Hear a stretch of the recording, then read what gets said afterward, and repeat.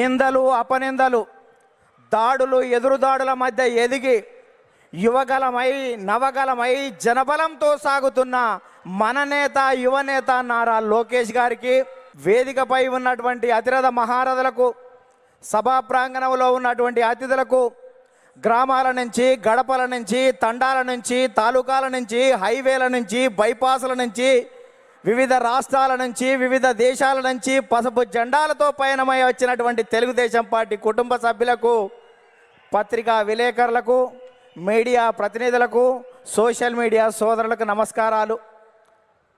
అందుకనే చెట్టు మీద కూర్చున్నటువంటి పక్షి కొమ్మ బలాన్ని నమ్ముకోదు, రెక్కల బలాన్ని నమ్ముకుంటుంది.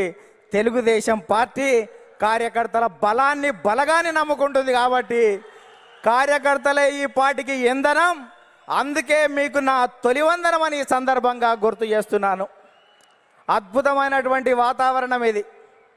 మొన్నటి వరకు ఒక రకంగా ఉండే, మా కాడ ముక్కోడు పోయిండు, మీ కాడ తిక్కోడు పోయిండు. ఇవాళ ముక్క ఆయనేమో లిఫ్ట్ ఇరిగేషన్, తిక్క ఆయనేమో ఆత్మలతోటి మాట్లాడేటువంటి పరిస్థితి ఏర్పడ్డది. ఈ సమయంలో జనం కోసం, జాతి కోసం, పేదల కోసం, బీదల కోసం మహానాడు ఏర్పాటు చేసుకొని అధికారంలో ఉంటే ప్రజలకు చేయవలసిన దాని గురించి, ప్రతిపక్షంలో ఉంటే ప్రజా సమస్యల మీద మాట్లాడేటువంటి ఈ మహానాడు వేదికపై, ఈ మహత్తరమైన వేదికపై తెలుగు జాతి విశ్వఖ్యాతి అనేటువంటి అంశం మీద ఈ తీర్మానాన్ని బలపరిచే అవకాశం ఇచ్చిన బాబు గారికి ధన్యవాదాలు.